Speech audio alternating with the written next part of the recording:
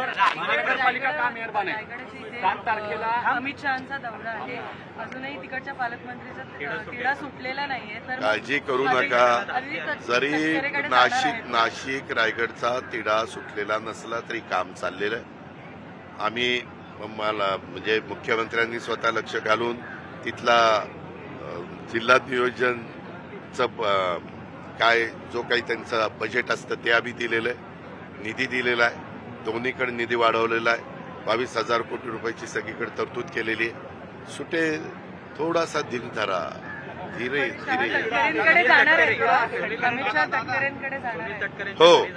आम्ही अमित शहांना अशी विनंती केली होती, आपण जर मुंबईत असाल तर यावेळेस माझ्याकडे तुम्ही भोजनाच्या करता यावं, आणि तुम्ही जर तिथंच म्हणजे रायगडच्या परिसरात असाल तर आमचे प्रांताध्यक्ष खासदार सुनील तटकरे यांच्याकडे यावं. तर त्यांनी तिथंच ते असल्यामुळं, कारण मला मुंबईतनं आले असते तर मग मी त्यांना विनंती केलेली होती, परंतु ते पुण्यावरून जाणार असल्यामुळं आता सुनील तटकरे यांच्याकडं तटकरे साहेबांनी अमित भाईंना निमंत्रण केलेलं आहे. सीएमला, दोन्ही डीसीएमला, नंतर त्या भागातले मंत्री यांना त्यांनी आमचे गोगावले साहेबांना, त्याच्यानंतर उदय सामंत साहेबांना, असं सगळ्यांना निमंत्रित केलेलं आहे आणि भोजनाचा कार्यक्रम दादा, बारामती तालुक्यात एक घटना घडली. कोराळे गावामध्ये एका 10वीत शिकणाऱ्या मुलीने आत्महत्या केली.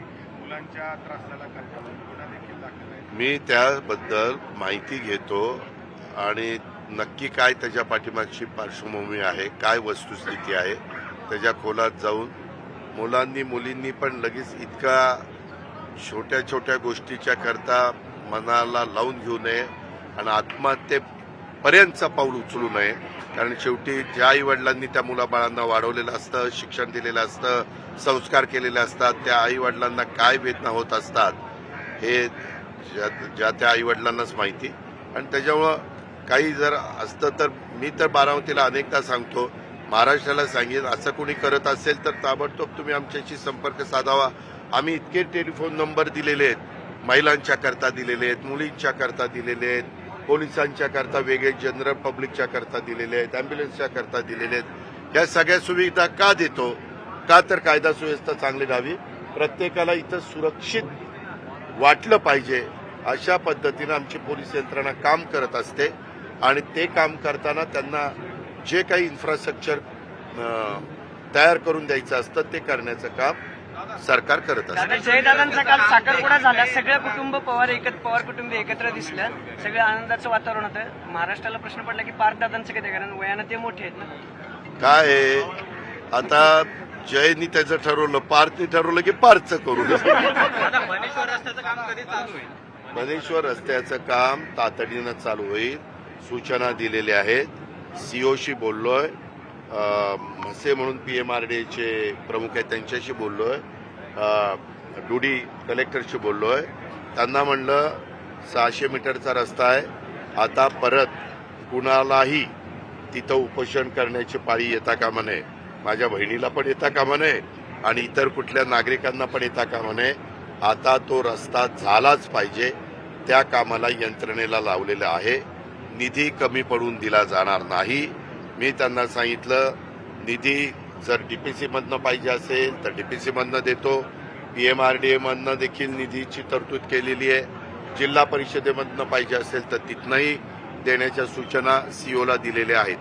आणि काल शेवटी मी असं ठरवलेलं आहे की PMRDA आता ते काम तातडीनं सुरू करेल आणि भक्त ज्यांना बन्नेश्वरचं दर्शन घ्यायचं असेल त्या भाविकांना, तिथल्या रहिवाशांना आता त्रास होणार नाही अशाबद्दलची काळजी सरकार म्हणून आम्ही घेतो.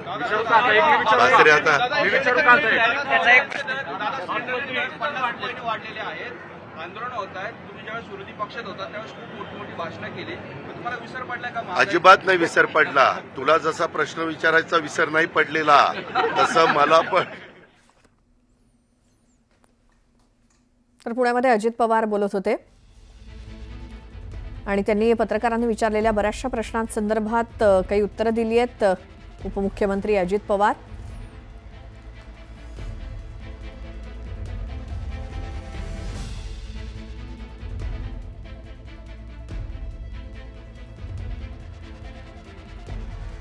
उपमुख्यमंत्री अजित पवार पुण्यामध्ये बोलत होते. अगदी महाराष्ट्रातल्या प्रत्येक विषयासंदर्भात त्यांनी नेहमीप्रमाणेच दिलखुलास उत्तरं दिली आहेत पत्रकारांच्या प्रश्नांना.